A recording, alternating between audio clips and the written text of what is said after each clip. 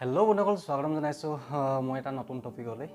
আজি টপিকটোৰ নাম হৈছে জ্ঞানৰ সফুৰা। জ্ঞানৰ সফুৰাত আপোনালোকে উপভোগ কৰিব পাৰিব কিছুমান নজনা কথা। নিয়মাৱলীসমূহ হৈছে আপুনি 10টা আপোনালোকক প্ৰশ্ন দিয়া হ'ব। প্ৰশ্নৰ ভিতৰত আপুনি 8টা সম্পূৰ্ণ শুদ্ধ উত্তৰ দিব লাগিব।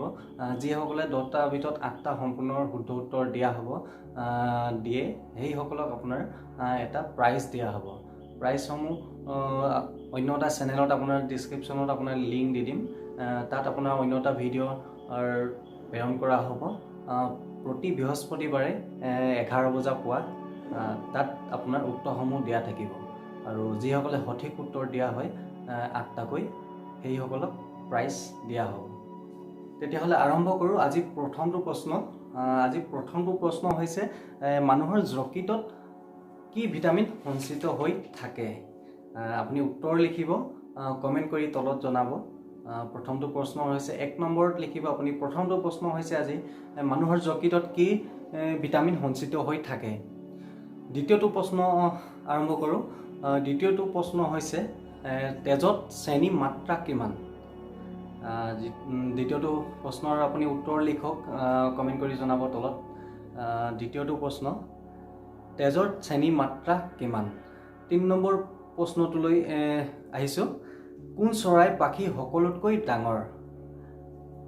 কোন চৰাই পাখিৰ সকলোতকৈ ডাঙৰ?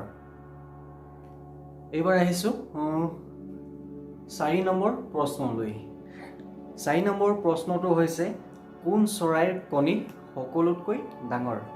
4 নম্বৰ উত্তৰটো আপুনি দিব। 4 নম্বৰ প্ৰশ্নটো হৈছে কোন চৰাইৰ কণী সকলোতকৈ ডাঙৰ?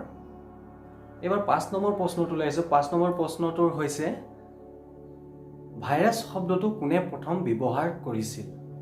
5 নম্বৰ প্ৰশ্নটো হৈছে ভাইৰাছ শব্দটো প্ৰথম কোনে ব্যৱহাৰ কৰিছিল?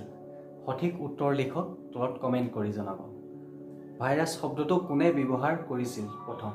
এইবাৰ 6 নম্বৰ প্ৰশ্নটোলৈ আহিছোঁ। নেমুত কি এচিড থাকে? উত্তৰ জনাওক। নেমুত কি এচিড থাকে? 7 নম্বৰ প্ৰশ্নটোলৈ আহিছোঁ। আপেলত কি এচিড থাকে? 7 নম্বৰ প্ৰশ্নটো সঠিক উত্তৰ দিয়ক। আপেলত কি এচিড থাকে? এইবাৰ আহিছোঁ 8 নম্বৰ প্ৰশ্নটো। 8 নম্বৰ প্ৰশ্নটো হৈছে তেজপাত কি ধৰণৰ পাত? তেজপাত কি ধৰণৰ পাত? 8 নম্বৰ উত্তৰ দিয়ক, তলত কমেণ্ট কৰি। এইবাৰ আহিছোঁ 9 নম্বৰ প্ৰশ্নটোলৈ। 9 নম্বৰ প্ৰশ্নটো হৈছে দ্বিতীয় বিশ্বযুদ্ধৰ সময়ত জাপানৰ প্ৰধানমন্ত্ৰী কোন আছিল? প্ৰশ্নসমূহ প্ৰতি মঙলবাৰে পুৱা 11 বজাত আপোনালোকক ভিডিঅ' আপলোড কৰা হ'ব। ভিডিঅ'টোত আপুনি চাব, সঠিক উত্তৰ দিব আৰু সঠিক উত্তৰ দি পিনি প্ৰাইজসমূহ ল'বলৈ আহিব। 10 নম্বৰটোলৈ আহিছোঁ। এবাৰ লাষ্ট প্ৰশ্ন হৈছে 10 নম্বৰ।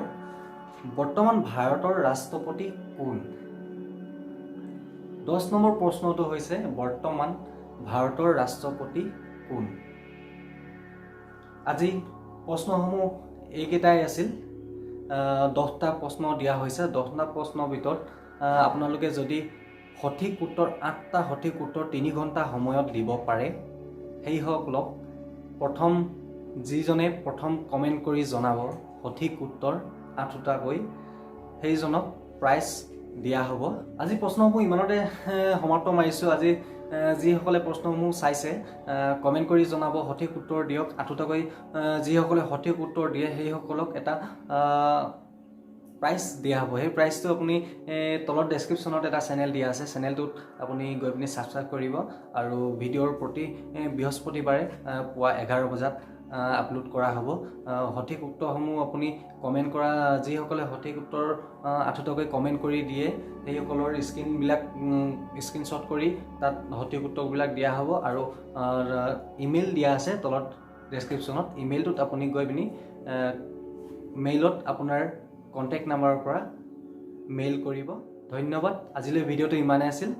যদি ভিডিঅ'টো চাই ভাল লাগিলে লাইক কৰিব, শ্বেয়াৰ কৰিব, ছাবস্ক্ৰাইব কৰিব আৰু কাষত থকা ঘণ্টাটো দবাবলৈ নাপাহৰিব। ধন্যবাদ। জয় আই অসম।